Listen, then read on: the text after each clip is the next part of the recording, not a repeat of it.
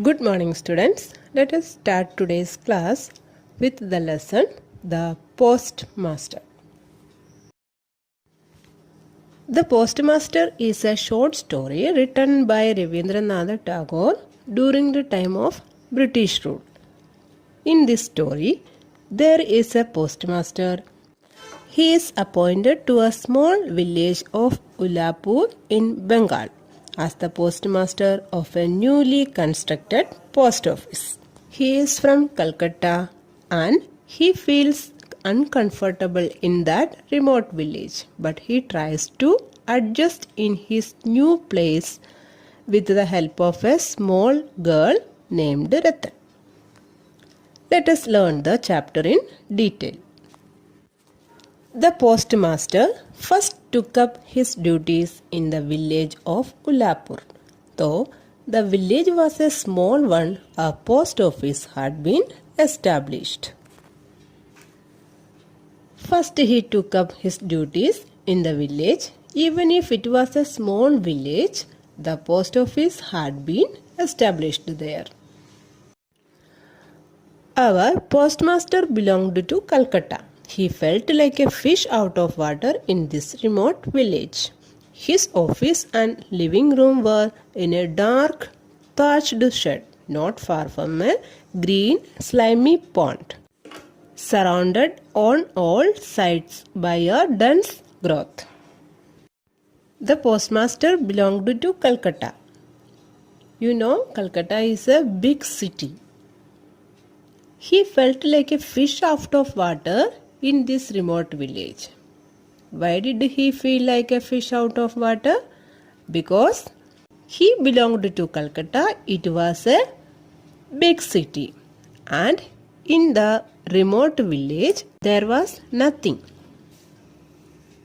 He did not get any facility in the village like the city. We all know that in the villages there will not have so many facilities like the cities. So the postmaster felt like a fish out of water. A fish out of water means a person away from his or her usual surroundings or activities. How was his office? His office and living room were in a dark thatched shed. And there was a green slimy pond also, and was surrounded on all sides by a dense growth, means lot of trees and bushes were there. The postmaster had but little company, nor had he much to do. At times he tried his hand at writing a verse or two. The postmaster's salary was small. He had to cook his own meals, which he used to share with Ratan, an orphan girl of the village who did odd jobs for him. The postmaster had a little company. He had nothing to do, so sometimes he found time to write one or two poems. Here verse means a poem. And his salary was very small. He had to cook his own food and he shared his meal with Ratan. Who was Ratan? Ratan was an orphan. She had no parents. She was an orphan girl of that village. She always did jobs for the postmaster. Odd jobs means isolated jobs. When in the evening the smoke began to curl up from the village cowsheds and the cicadas chirped in every bush, the postmaster would light his little lamp and call out Ratan. Ratan would sit outside waiting for this call and would reply, "Did you call me, sir?" "What are you doing?" the postmaster would ask. "I must be going to light the kitchen fire," would be the answer. And the postmaster would say, "Oh, Let the kitchen fire be for a while. Light me my pipe first. In the evening, when the smoke began to come up from the village cowsheds and the cicadas started to make sound in every bush, then the postmaster would light his little lamp and called Ratan. Then Ratan would be waiting for his call because she was an orphan and she liked his company, and she would come soon and ask to the postmaster. What did she ask? Did you call me, sir?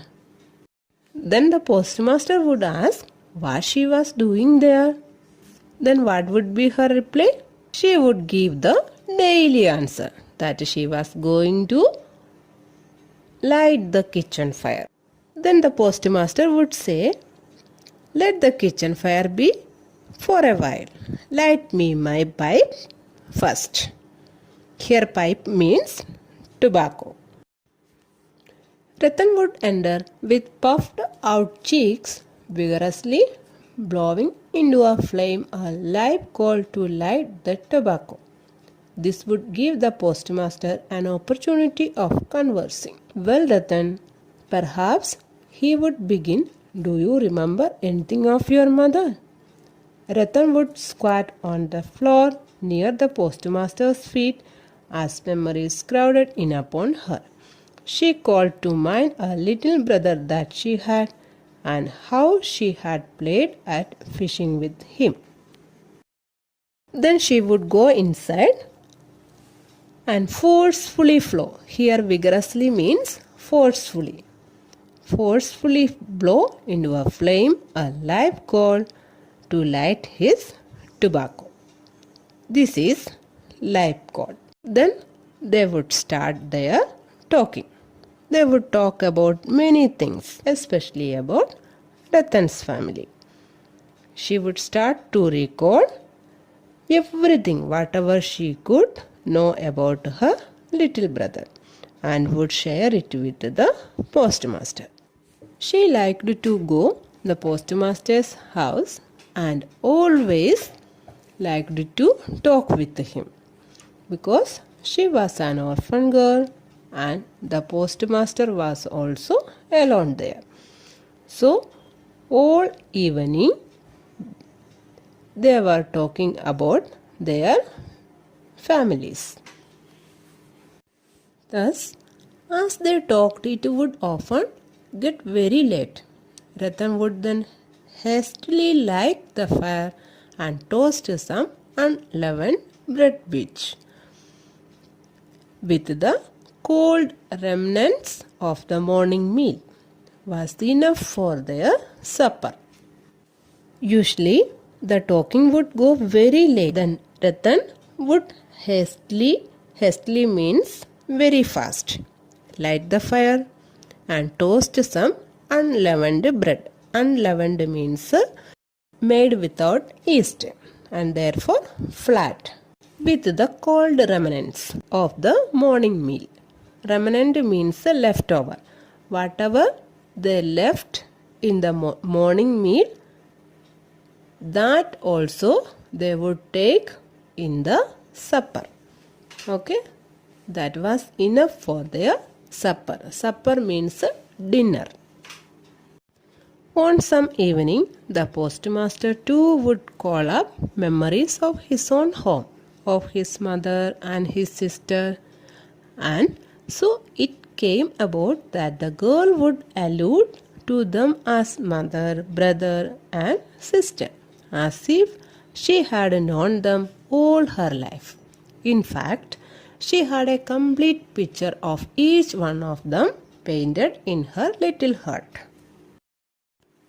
Sometimes in the evening, the postmaster would also call up memories. He would tell about his home, his mother, and his sister. So, in the mind of Ratan, she had a complete picture of each one of them. Okay, she had painted in her little heart all the pictures of the postmaster's relatives.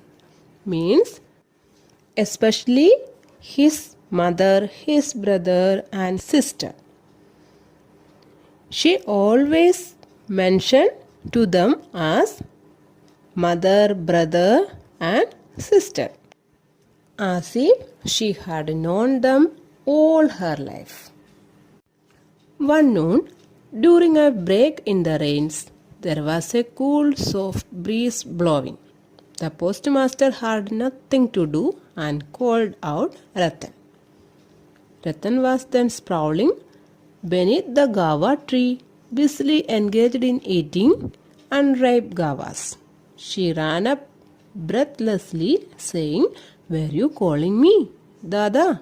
The postmaster used to call Ratan in the evening. But one day, during a break in the rain, in the noon, there was a cool, soft breeze blowing. Then the postmaster had nothing to do. So he called Ratan. Ratan was surprising. Why Ratan was surprising? Because the postmaster used to call her in the evening. But this is noon. And what was she doing? She was sitting under a guava tree and she was eating unripe guavas. She was very busy. For what? Eating unripe guavas. As she heard the sound of postmaster calling her Ratan, she hurriedly went to the home of the postmaster and she eagerly asked him, "Were you calling me, Dada?" "I was thinking," said the postmaster, "of teaching you to read." And then for the rest of the afternoon, he taught her the alphabet. For what purpose he called her? For teaching her to read. So, he taught the alphabet to her. Thus, in a very short time, Ratan had got as far as the double consonants. Soon she learned the double consonants also. Why? Because she was also interested in studying. Means how to read and write. No one was there to teach her alphabet. Okay. It seemed as though the showers of the season would never end. Canals, ditches and hollows were all overflowing with water. Day and night the patter of rain was heard and the croaking of frogs. It seemed as though the showers of the season would never end. That means it was raining all time, all day and night. All canals, ditches and hollows were overflowing with the water. Day and night they could hear the sound of rain and the sound of frogs. Croaking sound of frogs. Students, hope you have understood today's class. Let us end this section here. The rest of the chapter we will learn in our next class. Okay. Thank you.